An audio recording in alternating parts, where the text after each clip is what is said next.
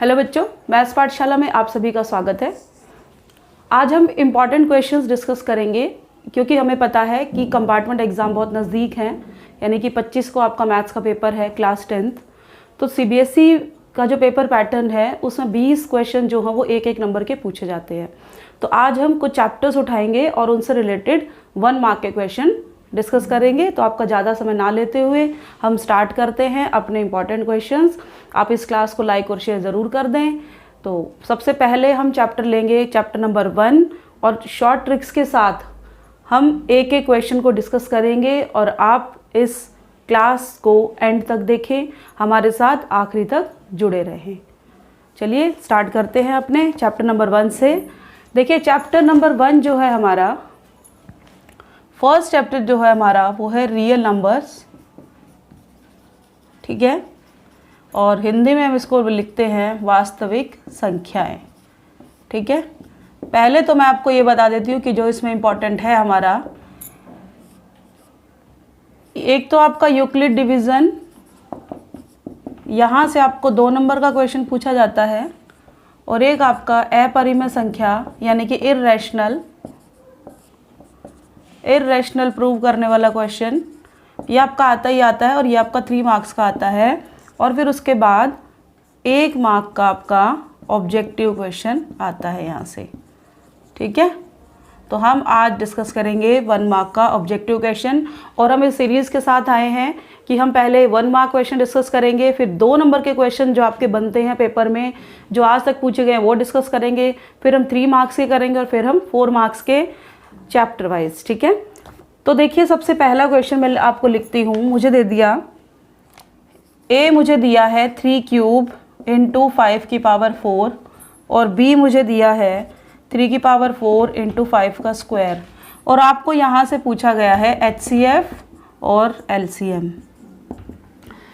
ज़्यादा नहीं सोचना है, एक ट्रिक आपको याद रखनी है, जो छोटी पावर वाले नंबर्स हैं वो HCF में आएंगे और जो बड़ी पावर वाले नंबर हैं वो LCM में आएंगे। अब देखिए कैसे, पहले हम 3 को देख लेते हैं। यहाँ पे कितनी पावर है 3 की 3, यहाँ पे कितनी पावर है 3 की 4। मैंने आपको बोला कि छोटी पावर वाला नंबर HCF में आएगा, यानी कि दोनों में से छोटा है 3 की पावर 3, ठीक है, इनटू। अब इन दोनों में से छोटी पावर किसकी है 5 की 2, तो ये मेरा हो गया है HCF, ठीक है। अब बात आती है LCM की। हाईएस्ट पावर जो है हमारे पास वो LCM में आती है। हाईएस्ट पावर यहाँ पे क्या है 3 की पावर 4, और इसमें कितनी है 5 की पावर 4। ना तो आपको कॉमन लेने की ज़रूरत है, ना आपको कहीं फैक्टर करने की ज़रूरत है। सीधा सीधा देखिए, जहाँ छोटी पावर है वो HCF और जहाँ बड़ी पावर है वो आपका LCM हो जाएगा, ठीक है। अब नेक्स्ट क्वेश्चन है आपका, सेम यही क्वेश्चन है और ये CBSE में पूछा भी गया था। A equal to XY² and B equal to X³ Y5। यहाँ से भी आपको HCF निकालना है और LCM निकालना है। अब मैंने आपको बोला था कि छोटी पावर HCF होता है, छोटी पावर। अब 3 और इसकी पावर है 1, कौन सी छोटी पावर है 1 है तो X1। Y5 और 2 कौन छोटा है Y की 2, तो ये आपका क्या हो गया है HCF। अब मुझे LCM निकालना है, बड़ी पावर 3 है और इसमें भी बड़ी पावर 5 है, तो ये मेरा आ गया HCF और LCM।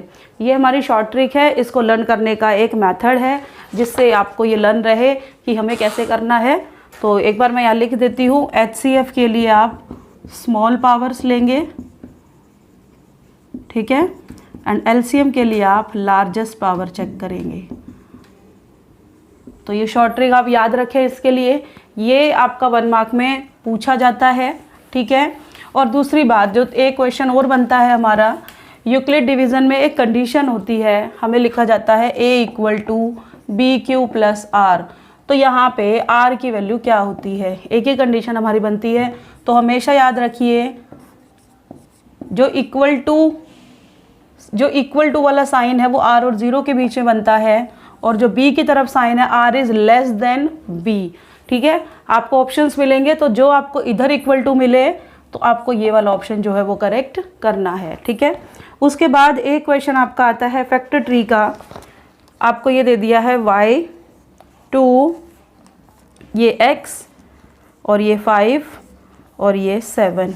और मुझे यहाँ पे पूछा गया है x की वैल्यू निकालनी है मुझे और y की वैल्यू निकालनी है। ठीक है, कुछ नहीं करना है, इन दोनों के मल्टीप्लाई करो, 7 5 ज़ा 35, यानी कि x तो आ गया मेरा 35। देन मुझे निकालना है y की वैल्यू। y की वैल्यू ये 35 आ गया, 35 इंटू 2 70, तो y मेरे पास आ गया है 70। ये आपके 1 मार्क के क्वेश्चन आते हैं और जिसका आंसर आप देखते ही टिक कर सकते हैं, तो कंफ्यूज होने की ज़रूरत नहीं है और टेंशन लेने की ज़रूरत नहीं है, क्योंकि अगर आप 20 में से 15 मार्क्स भी ले लेते हैं 1 मार्क में तो आप इजीली पास हो सकते हैं। ठीक है, तो ये कुछ ट्रिक्स मैं आपको बता रही हूँ, चैप्टर वाइज हम चलेंगे।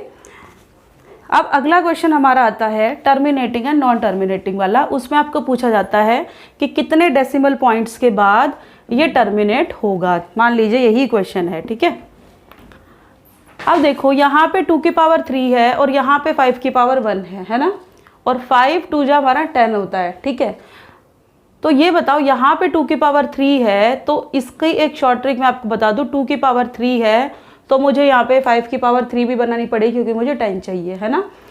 अब 2 की पावर 3 और 5 की पावर 3 जब मैं इसको मल्टीप्लाई करूँगी तो मेरे पास 1000 आएगा, राइट। और मैं इसको 1000 से डिवाइड करूँगी तो मेरे पास ये बनेगा, है ना, 0.327। तो ये बताओ ये कितने डेसिमल के बाद टर्मिनेट हुआ, कितने डेसिमल के बाद टर्मिनेट होगा, ये 3 डेसिमल के बाद।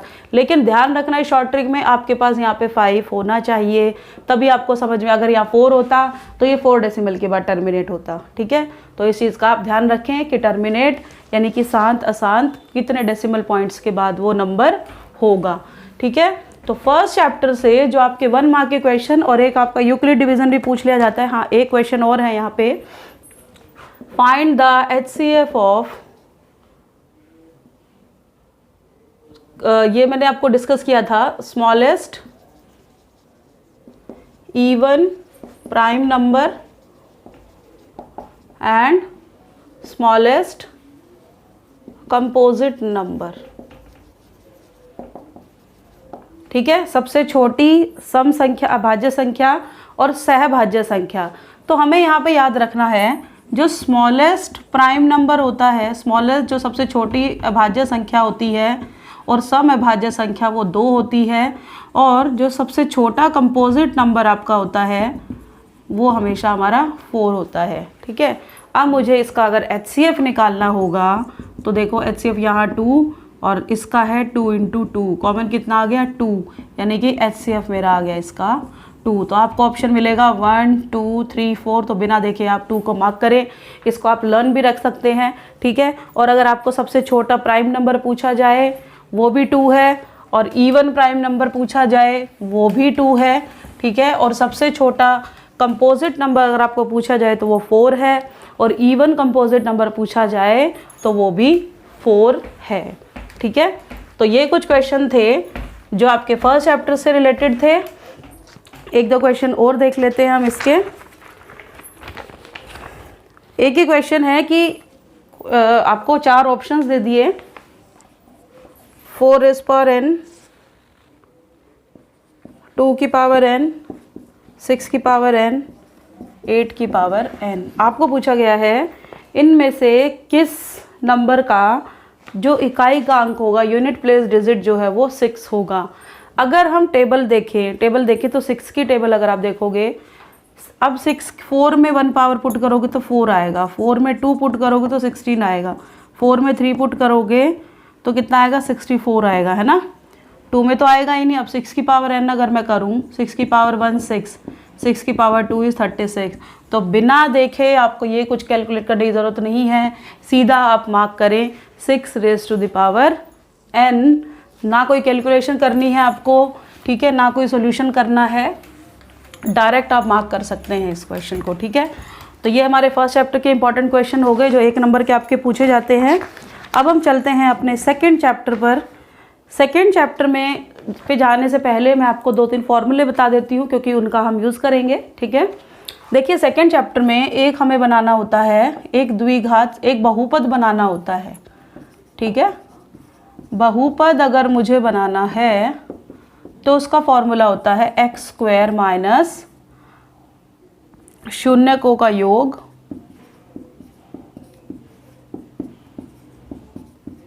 ठीक है, यानी कि इंग्लिश में भी लिखूंगी अभी, प्लस शून्यकों की गुणा, ठीक है, यानी कि x square minus sum of zeros into x plus product of zeros, ठीक है। ये एक फॉर्मूला होता है हमारा, ठीक है। एक तो क्वेश्चन आपका हमें यहाँ से मिलता है और एक इक्वेशन मुझे मान लीजिए ये दे दी A X square plus B X plus C equal to 0। तो यहाँ से हमारे पास दो फॉर्मूले आते हैं, सम ऑफ ज़ीरोज़ होता है माइनस बी अपॉन ए और प्रोडक्ट ऑफ ज़ीरोज़ हमारे पास होता है सी अपॉन ए। कुछ भी कंफ्यूज होने की ज़रूरत नहीं है। अब इसको यूज़ कैसे करना है वो देख लेते हैं हम, ठीक है। डायरेक्ट आपको आंसर मिलेगा, सिर्फ आपको इक्वेशन में वैल्यूज़ पुट करनी है। हो सकता है इसका भी यूज़ ना मिले आपको, ठीक है। तो हम पहला क्वेश्चन देखते हैं। देखो एक पॉलिनोमियल आपको दे दिया x square plus 3x plus के, ठीक है, का एक शून्यक जो है, एक शून्यक आपको दे दिया 2, ठीक है। तो आपको k की वैल्यू निकालनी है। अब बात क्या है यहाँ पे, देखो इसका कुछ भी यूज़ नहीं करना है, ये जस्ट एक फॉर्मूला है, ठीक है। एक शून्यक मुझे 2 दे दिया, मतलब 0 मुझे 2 दे दी, इसका मतलब 2 जो है वो इस इक्वेशन को क्या करेगा, सेटिस्फाई करेगा। तो मैं क्या करूँगी, इस इक्वेशन में x को 2 पुट कर देते हैं हम, ठीक है। पुट x इक्वल टू 2 इन 1 बोल देते हैं इसको, x square plus 3x plus के, ठीक है, इक्वल टू 0। अब यहाँ पे पुट करें 2 स्क्वायर प्लस 3 इंटू 2 प्लस के इक्वल टू 0, यानी कि 4 प्लस 6 प्लस के इक्वल टू 0। तो के मेरे पास आ गया -10, ठीक है। कुछ नहीं किया है हमने, सिर्फ एक वैल्यू पुट की है, x की जगह 2 पुट किया, जो वैल्यू मुझे दे रखी थी वही वैल्यू मैंने अपनी इक्वेशन में पुट की है और मेरा आंसर आ गया है। तो आपको 1 मार्क जो है वो फ्री का मिलेगा, अगर आपको पता हो कि मुझे इस क्वेश्चन में करना क्या है। तो जब भी आपको एक शून्यक दे और के का मान निकालना हो तो आपको हमेशा इसी तरीके से क्वेश्चन आपको करना है, ठीक है। अब एक क्वेश्चन आपका है, नेक्स्ट क्वेश्चन हम देखेंगे।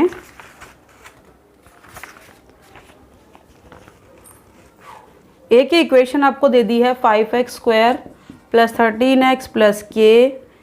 ये बोल रहा है कि एक मूल दूसरे मूल का व्युत्क्रमानुपाती है, मतलब अगर एक मूल, एक 0 मेरा अल्फ़ा है, दूसरा उसका उल्टा है यानी कि 1/अल्फ़ा है, ठीक है। जब भी इस टाइप के क्वेश्चन आए, रेसिप्रोकल, ठीक है, यानी कि हिंदी में इसको व्युत्क्रमानुपाती बोलते हैं, व्युत्क्रमानुपाती, तो आपको कुछ नहीं करना क्या है, आपको 1 लिखो सबसे पहले, इक्वल टू जो लास्ट वाली टर्म होगी ना वो लिखो, डिवाइड बाय जो एक्स स्क्वायर के साथ होगा वो लिखो, ठीक है। तो के की वैल्यू यहाँ से कितनी आ गई आपकी, 5 आ गई है, ठीक है। समझ आ गया, कुछ नहीं किया है, 1 इक्वल टू ये के और ये 5, ठीक है, दोनों को डिवाइड किया तो के की वैल्यू मेरे पास डायरेक्ट आ गई है 5, ठीक है। एक आपका द्विघात समीकरण 2 नंबर में पूछा जाता है पॉलिनोमियल बनाना, वो हम बाद में डिस्कस करेंगे, ठीक है। अब हम डिस्कस करेंगे चैप्टर नंबर 4, ठीक है। चैप्टर नंबर 4 मैंने आपको उस दिन नहीं बताया था कि आपको उसमें से करना क्या क्या है, लेकिन आप वहाँ से 1 मार्क का क्वेश्चन जो है वो इजीली अटेम्प्ट कर सकते हैं, ठीक है। तो 2 चैप्टर हमने कवर किए, फर्स्ट एंड सेकेंड में मैंने ज़्यादा डिस्कस नहीं किया है, तो हम 4th देख लेते हैं। सबसे पहली बात, आपका क्वेश्चन आता है कौन सी क्वाड्रेटिक इक्वेशन नहीं है, यानी कि द्विघात समीकरण नहीं है।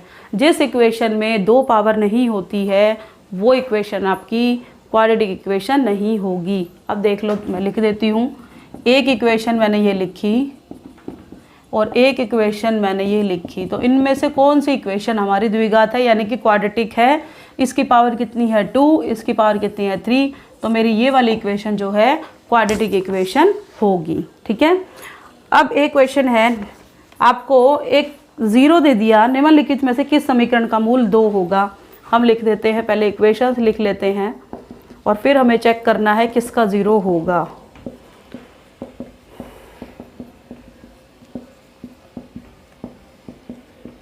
चलिए x को 2 पुट किया तो ये तो 8 आ गया, ये नहीं होगा। x को 2 पुट किया तो 4 - 4 0 हो गया, तो मुझे तो आंसर यही मिल गया, तो औरों को चेक करने की ज़रूरत नहीं है, आंसर आ गया हमारा। ठीक है, तो इस टाइप के क्वेश्चन। अब एक क्वेश्चन आपका क्या है कि किसी भी क्वाड्रेटिक पॉलिनोमियल यानी कि द्विघात समीकरण के ज़्यादा से ज़्यादा कितने रूट्स हो सकते हैं, तो आपका आंसर हमेशा उसका 2 आएगा। कुछ सॉल्व नहीं करना है, अगर आपको ये क्वेश्चन मिलता है तो डायरेक्ट आप मार्क करें 2। ठीक है, अब नेक्स्ट क्वेश्चन है, आपको इसके रूट्स पूछे हैं, इस इक्वेशन के रूट्स आपको पूछे हैं। सिंपल सी बात है, एक तो ये जो नंबर यहाँ पे दिया होगा एक तो वो होगा और एक 0 होगा। ठीक है, देख लेते हैं कैसे आया। यहाँ से x कॉमन लेते हैं तो मेरा बचेगा x - 7, या तो x 0 होगा या x - 7 0 होगा, x 0 और x = 7। ठीक है, तो इस तरीके से हमें सॉल्व करना है। नेक्स्ट क्वेश्चन आपका,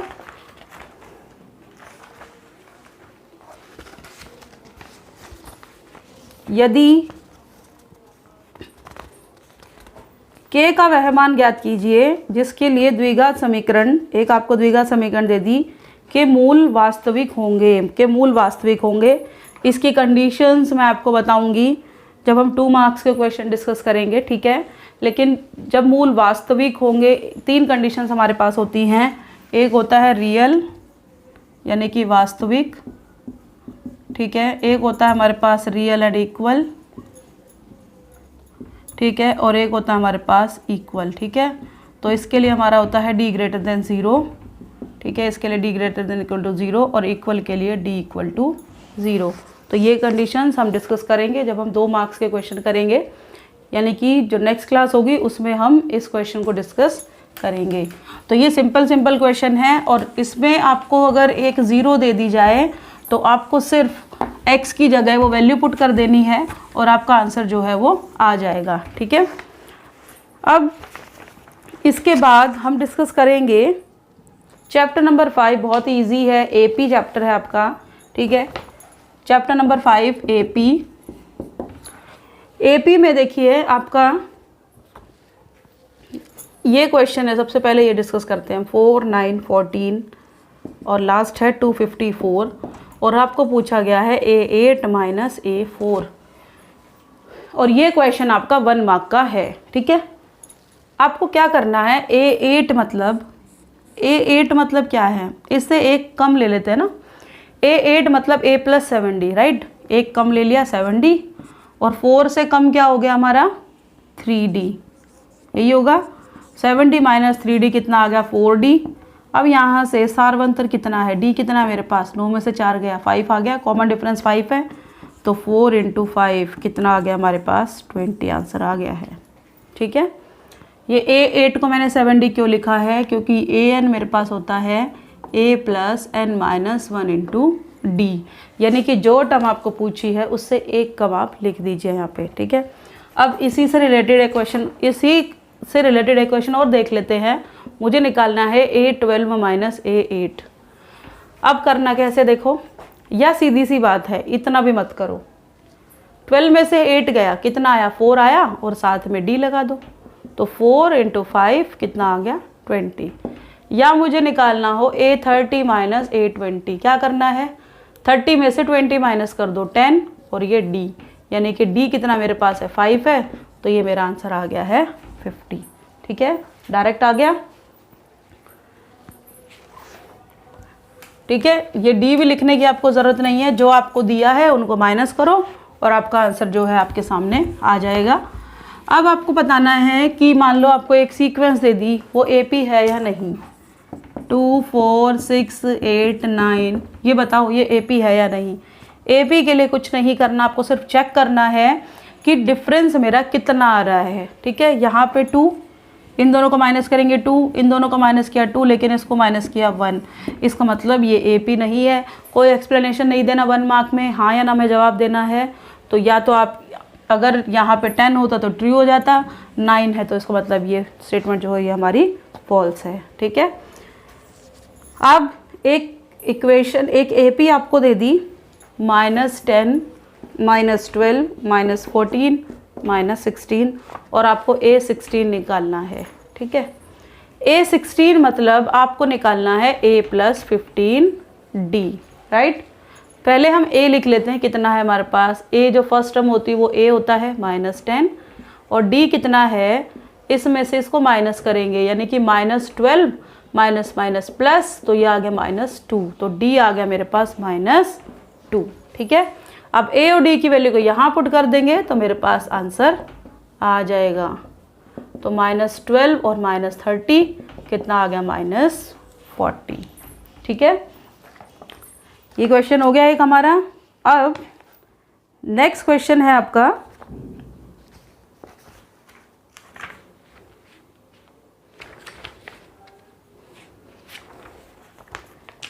नेक्स्ट क्वेश्चन,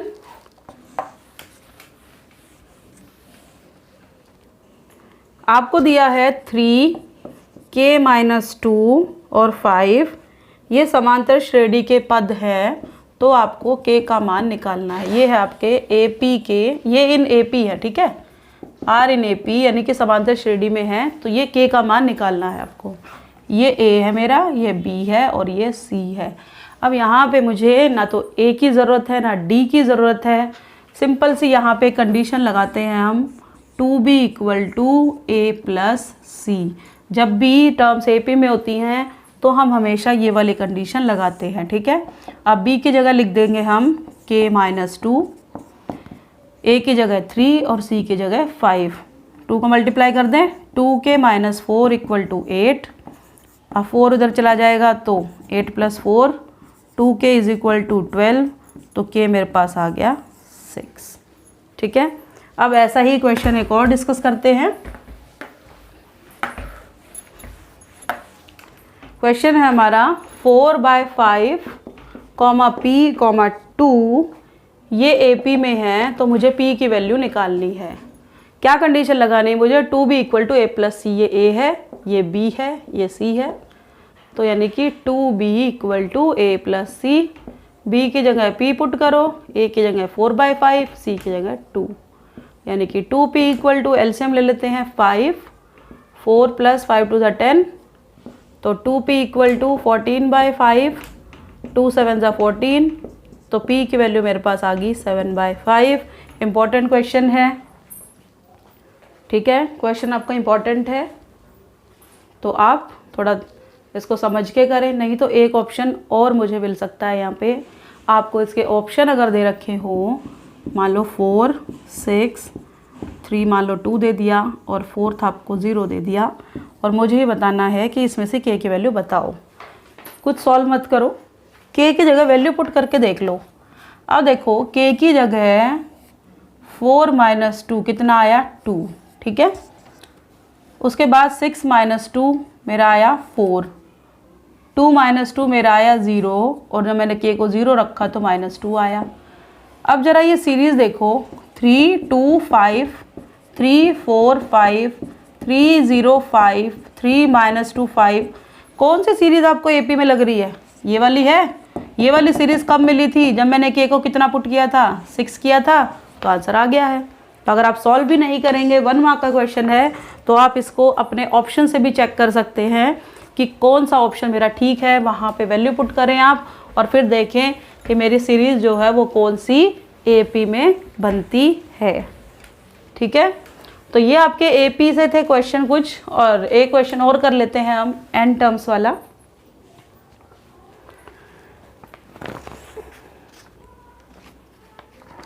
जैसे ये क्वेश्चन आपको दे दिया, D4 है, N 7 है और AN जो है वो 4 है, तो मुझे A की वैल्यू निकालनी है। कुछ नहीं करना, फॉर्मूला मेरे पास होता है AN = A + n - 1 × D। AN कितना है 4, A कितना है मुझे निकालना है, N कितना दे दिया 7 - 1, D मुझे दे दिया 4। 4 = A + 7 - 1, 6, 6 4 = 24, 4 ये 24 इधर ले आते हैं, तो A मेरे पास आ गया -20, और ये मेरा आंसर आ गया, ठीक है। तो ये हमारे AP के क्वेश्चन थे, हमने डिस्कस कर लिया K कैसे निकालना है, और N कैसे, अगर मुझे N निकालना होता और मुझे ये सारी टर्म्स दे दी होती तो भी यही मेथड फॉलो करते हम, ठीक है। उसके बाद हमें अगर एंड से 11th टर्म एंड से अगर मुझे टर्म निकालनी है तो कैसे करते हैं हम? अगर मुझे एंड से टर्म निकालनी पड़ेगी तो हम कैसे करेंगे? ऑप्शन मेरे पास हैं 25, b - 32, c 16 और d जो है 0 है। ठीक है, यहाँ पे मुझे एंड से टर्म निकालनी है और कौन सी टर्म निकालनी है? मुझे 11th टर्म निकालनी है, अंत से 11वां पद। तो कैसे करेंगे हम? जो मेरी फर्स्ट टर्म होती है वो लास्ट टर्म बन जाती है, ठीक है, और जो d है वो मेरा माइनस में आ जाएगा और फिर वही आप 11th यानी कि a प्लस मुझे 11th टर्म यानी कि a प्लस 10d मुझे निकालना है। ठीक है, तो मैंने कहा जो फर्स्ट टर्म है वो लास्ट बन जाएगी, ठीक है, और जो d है अब हम यहाँ से इन दोनों को माइनस करते हैं, फिर हम इसको उल्टा माइनस करेंगे। ठीक है, तो आप इसमें वैल्यू पुट करेंगे तो आपका आंसर यहाँ से आ जाएगा। ये थे मेरे AP के क्वेश्चन। अच्छा, अब एक क्वेश्चन बताएं, 818 - a 14 = 32 दे दिया और मुझे यहाँ से d की वैल्यू निकालनी है, तो बताओ कैसे निकालेंगे? शॉर्ट ट्रिक बताई थी ना, 18 में से 14 गया 4 और d किसके इक्वल दे दिया? 32, तो d कितना आ गया? 4 8 जा 32, तो d की वैल्यू मुझे मिल गई है 8, राइट। तो ये मेरे AP से क्वेश्चन थे। उसके बाद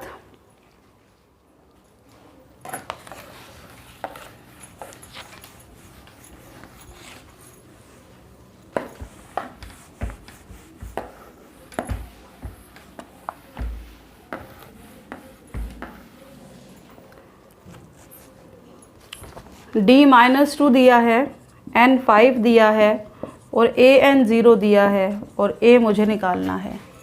कैसे करेंगे? an = a + n - 1 × d, an 0, a आपको निकालना है, n आपको 5 दे दिया और d आपको -2 दे दिया। 0 = a, 5 में से बन गया 4 × -2, 0 = a - 8, तो a कितना आ गया मेरे पास? 8 आ गया। ठीक है, ये हमारे AP के थे जो 1 मार्क के आपके क्वेश्चन बनते हैं। 5th चैप्टर, ठीक है, अब हम डिस्कस करेंगे 7th चैप्टर, क्योंकि 6th चैप्टर से आप 1 मार्क के क्वेश्चन ना करें रेडी, क्योंकि वो ज्योमेट्रिकल पोर्शन है तो आप कंफ्यूज हो जाएंगे। तो हम 7th चैप्टर का डिस्कस करते हैं 1 मार्क के क्वेश्चन 7 के, और फिर उसके बाद हम 15 के करेंगे, और जो बाकी बच गए हमारे चैप्टर्स उसके हम नेक्स्ट क्लास में डिस्कस करेंगे 1 मार्क के क्वेश्चन, फिर हम 2 मार्क्स पे चलेंगे। ठीक है, 7th चैप्टर कोऑर्डिनेट।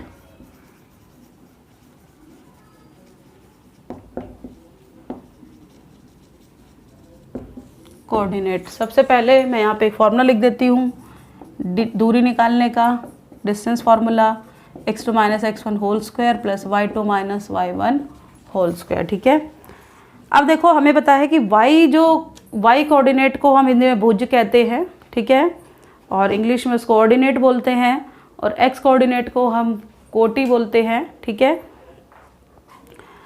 अब देखिए क्वेश्चन ये है, एक बिंदु आपको दे दिया 5, 0, आपको पूछा गया कि ये कौन से एक्सेस पे प्रेजेंट होगा। तो देख लो, ये 0, y 0 है और x 5 है, x 5 है, कौन से एक्सिस है? ये x एक्सिस। ठीक है, नहीं तो इसका डायरेक्ट आंसर x कितना है? 5 है। अगर आपका y 0 है, y अगर 0 है तो आपका आंसर हमेशा x आएगा, और अगर आपका x 0 है तो मेरा आंसर हमेशा y आएगा, ध्यान रखना। ठीक है, y अगर 0 है तो x आएगा, उल्टा है, y 0 है तो x आएगा और x 0 है तो y आएगा। ठीक है, पहली ट्रिक। सेकेंड, एक बिंदु जो y अक्ष पर स्थित है, y अक्ष पर, y एक्सिस पर जो कोऑर्डिनेट आपका बनता है x 0 होता है और y होता है। ठीक है, x एक्सिस पर जो आपका निर्देशांक बनेगा वो x, 0 बनेगा। ये इंपॉर्टेंट है, आप इसको याद रखें, तो डायरेक्ट आप आंसर यहाँ से मार्क कर सकते हैं। ठीक है, अब एक पॉइंट आपको दे दिया और उसकी मूल बिंदु से दूरी। सबसे पहली बात, मूल बिंदु याद रखें क्या होता है? मूल बिंदु होता है आपका 0, 0। ठीक है, मूल बिंदु को याद रखें, क्योंकि आपका 1 नंबर में क्वेश्चन यही पूछा जाता है कि मूल बिंदु यानी कि ओरिजिन से दूरी, यानी कि you have to find distance from the origin, और 1 पॉइंट आपको दे दिया जाता है। मान लीजिए मुझे दिया find the distance of 3, 5 from origin. Hindi में 3, 5 बिंदु की मूल बिंदु से दूरी निकालिए। कुछ भी नहीं करना है, ध्यान रखना मूल बिंदु है तो इसका स्क्वायर करो, 5 का स्क्वायर करो, अंडर रूट लगा दो, यानी कि 9 + 25, आंसर आ गया मेरा डायरेक्ट √34। ठीक है। और अगर फॉर्मूला आपको आता है कि डिस्टेंस इस पॉइंट का, मान लीजिए XY पॉइंट का ओरिजिन से डिस्टेंस, तो आपका फॉर्मूला होगा √(x² + √(y²). एक दिन में आपको सारे फॉर्मूले भी बताऊंगी, क्योंकि आपको डायरेक्ट फॉर्मूला भी 1 मार्क का पूछा जा सकता है। ठीक है। अब देखिए इक्वेशन आपको दे दिया, y एक्सिस से 3 - 2 का डिस्टेंस आपको बताना है। y एक्सिस से 3 इसका डिस्टेंस आपको बताना है। तो कोई आइडिया आपके पास कैसे बताएंगे? एक चीज़ ध्यान रखें, जब आपको y एक्सिस से दूरी पूछी जाती है तो हमारा आंसर x आता है, और जब x एक्सिस से पूछी जाती है तो y आता है। ठीक है। यहाँ पे हिंट लिख देती हूँ, y एक्सिस से अगर डिस्टेंस पूछा जाएगा तो आंसर आएगा x, है ना, और x एक्सिस से अगर डिस्टेंस पूछा जाएगा तो मेरा आंसर आएगा y। अब देखिए y एक्सिस से डिस्टेंस पूछा तो आंसर x, यानी कि मेरा आंसर कितना आएगा 3 आ गया, है ना। आपको अगर ऑप्शन में मिले 3 - 2 0 और -3, तो मुझे इतना तो पता है कि आप में से बहुत सारे बच्चे -2 लगाएंगे, क्योंकि आप देखेंगे y एक्सिस और y कोऑर्डिनेट -2 है, तो आप -2 लेकिन ये गलत है। हमेशा याद रखें उल्टा होता है, y पूछा है तो आंसर x आएगा, और x पूछा जाए तो आंसर हमेशा हमारा y आएगा। ठीक है। ये छोटे छोटे क्वेश्चन आपको पूछे जाते हैं जिसमें टाइम वेस्ट नहीं करना है, आप डायरेक्ट आंसर मार्क कर सकते हैं। ठीक है। अब उसके बाद अगर आपको एरिया निकालना है, अगर आपको किसी भी त्रिभुज का क्षेत्रफल निकालना है, एरिया निकालना है, और आपको फॉर्मूला नहीं आता है, तो आप एरिया कैसे निकालेंगे वो भी मैं बता देती हूँ। देखो ये पॉइंट आपको दे दिए 4 0 0 -7 और 0 0। करना क्या है, 1/2 दो समांतर यानी कि पैरेलल लाइंस ड्रॉ करिए। ठीक है। पहला पॉइंट 4 0, दूसरा पॉइंट 0 -7, तीसरा पॉइंट 0 0, और लास्ट में फिर से जो ऊपर वाला पॉइंट है वो लिख दीजिए। ठीक है। अब करना कैसे है, 1/2 इसकी और इसकी मल्टीप्लाई -28, और इसकी और इसकी मल्टीप्लाई -0।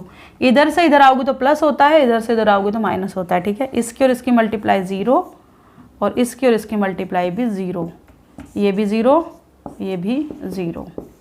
कितना आया, -28/2 यानी कि -14। अब आपको ऑप्शन जो मिलेगा -14 + 14 0 2, तो आप इसका गारंटी के साथ मैं बोल रही हूँ आपको कि आप ये ऑप्शन मार्क करके आएंगे, जो कि रॉन्ग है, क्योंकि एरिया कभी भी माइनस नहीं होता है। तो -14 नहीं है, +14 है। आपका आंसर हमेशा +14 यानी कि प्लस होना चाहिए। ठीक है। ये मेरे थे 7 चैप्टर से रिलेटेड क्वेश्चन, जो यहाँ से आपके 2 नंबर के क्वेश्चन। अच्छा, एक क्वेश्चन और आपको पूछा जाता है मध्य बिंदु यानी कि मिड पॉइंट फॉर्मूला से, वो देख लेते हैं क्या है।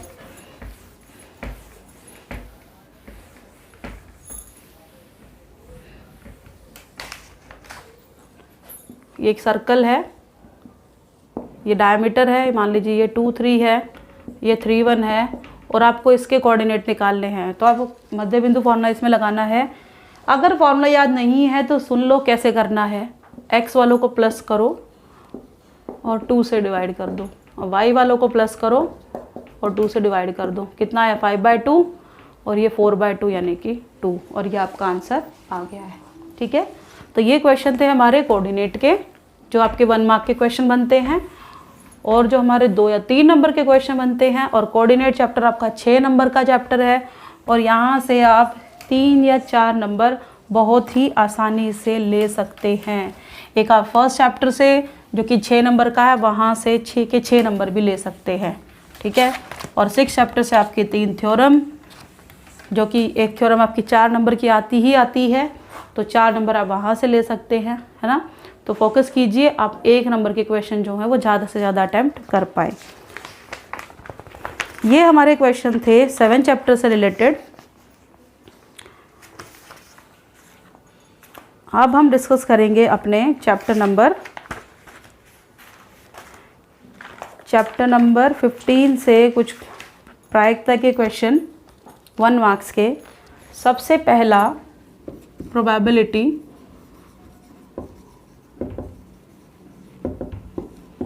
4 मार्क्स का चैप्टर आपका है, ठीक है, जिसमें से 2 क्वेश्चन आपके आएंगे ऑब्जेक्टिव यानी कि 1 मार्क, और 1 क्वेश्चन आपका आएगा 2 मार्क का। तो हम पहले 1 मार्क देख लेते हैं। सबसे पहली बात, एक फॉर्मूला आप याद रखें, कोई भी इवेंट आपका घटता है या नहीं घटता है, उसकी कुल प्रायिकता 1 होती है, ठीक है। कोई भी इवेंट घटता है या नहीं घटता है, उसकी कुल प्रायिकता 1 होती है, 1 से ज़्यादा प्रायिकता नहीं होती है, ठीक है। और प्रायिकता जो है वो माइनस में भी नहीं होती है, ठीक है।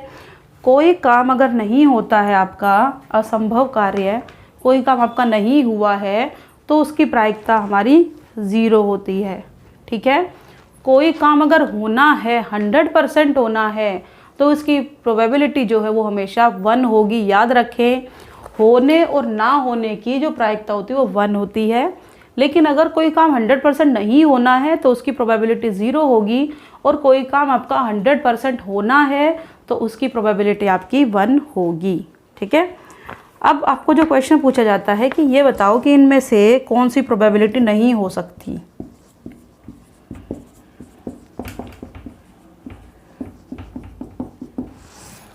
हमने तो बोला 1 से ज़्यादा नहीं होगी, फिर हमने बोला कि माइनस नहीं हो सकती। अब सबसे पहले हम देख लेते हैं 0.7 1 से कम, ठीक है, ये भी 1 से कम होगा, है ना, 0.6 होगा, लेकिन तो माइनस आ गया, इसका मतलब ये प्रोबेबिलिटी मेरी जो है वो रॉन्ग है, ठीक है। अब एक क्वेश्चन आपका है, एक 1 डिजिट नंबर में से मैंने प्राइम नंबर्स लिखे, ठीक है, 1 डिजिट के प्राइम नंबर लिखे, और मैंने पूछा कि उसमें से एक इवन नंबर आने की प्रोबेबिलिटी निकालिए।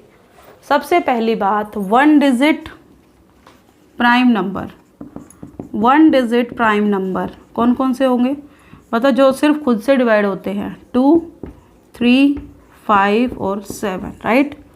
अब आपको प्रोबेबिलिटी पूछी है इवन नंबर की। इवन नंबर क्या होता है, जो 2 से डिवाइड हो जाएं। देखिए टोटल कितने हैं मेरे पास, नंबर 4, और इवन नंबर इसमें से कितने हैं, एक ही तो है, तो 1/4, ये मेरा आंसर होगा, ठीक है। उसके बाद जब मैं एक डाइस को थ्रो करती हूँ एक बार, एक अगर पासे को मैंने एक बार फेंका तो मुझे मिलते हैं ये नंबर 5 और 6, ठीक है। अब यहाँ से बताओ, कोई क्वेश्चन पूछा है विषम संख्या आने की प्रायिकता, यानी कि probability of getting an odd number. कितने हैं ये नंबर, 6 हैं। ओड नंबर यानी कि जो 2 से डिवाइड नहीं होते, यानी कि 1, 3 और 5, तो कितना आ गया, 3/6, ठीक है। अब उसके बाद एक नंबर आपको दे दिया, 1 से 15 संख्याएं आपको दे दी हैं,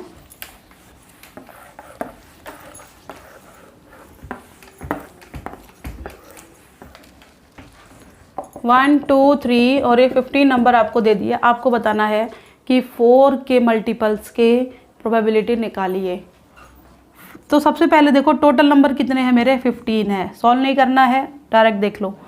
टोटल नंबर मेरे 15 है। 4 की टेबल लिख लेते हैं, 8, 4 3 जा 12, 4 4 जा 16। 16 तो 15 से ज़्यादा हो गया, तो ये ख़त्म हो गया। तो नंबर कितने बचे मेरे पास, 3 बचे। 4 की टेबल है ना, तो आंसर मेरे पास कितना आया, 3/15, ठीक है। 3/15 यानी कि 1/5, इसको काट दोगे तो 3 पंजे 15 यानी कि 1/5। एक आपका इम्पॉर्टेंट क्वेश्चन, एक हमारा होता है लीप ईयर और एक मेरा होता है नॉन लीप ईयर। ठीक है, जब भी आपको लीप ईयर का क्वेश्चन मिले तो आपका आंसर हमेशा 2/7 होना चाहिए, और नॉन लीप ईयर का मिले तो आपका आंसर 1/7 होगा। ऑप्शन देते ही आप मार्क कर सकते हैं, और 1 मार्क का क्वेश्चन आपको फिल इन द ब्लैंक्स में पूछा है तो आप डायरेक्ट आंसर लिखिए 1/7, 2/7, आपका मार्क्स जो है वो नहीं कटेगा। तो ये कुछ क्वेश्चंस थे हमारे 1 मार्क के। ठीक है, कुछ सेलेक्टेड चैप्टर से हमने डिस्कस किए थे ये क्वेश्चंस।